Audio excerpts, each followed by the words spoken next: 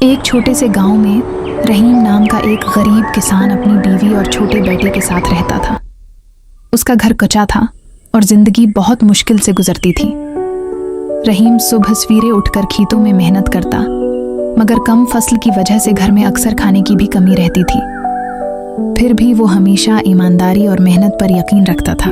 एक साल बारिश बहुत कम हुई और फसल तकरीबन खराब हो गई। घर में सिर्फ थोड़ा सा आटा बचा था।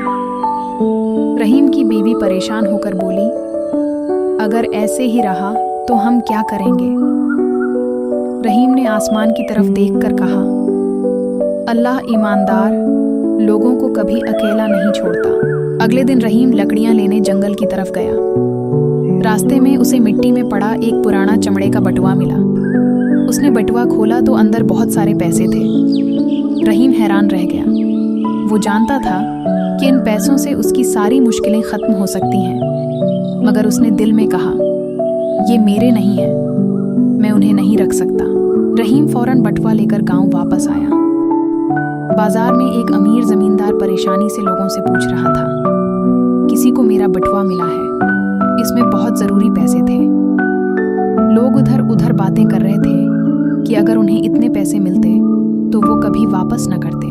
रहीम खामोशी से आगे बढ़ा और बटुआ जमींदार के हाथ में दे दिया। जमींदार ने जल्दी से बटुआ खोला और देखा कि सारे पैसे पूरे थे। वो हैरत से बोला, तुमने 1 रुपया भी नहीं लिया?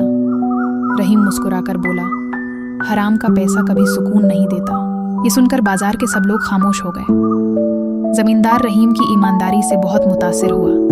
उसने कहा, आज के ज़माने में ऐसे लोग बहुत कम होते हैं, तुम वाकई अच्छे इंसान हो। फिर उसने रहीम को इनाम में कुछ पैसे दिए, अपने खेतों की निगरानी का काम दिया और एक छोटा सा ज़मीन का टुकड़ा भी दे दिया।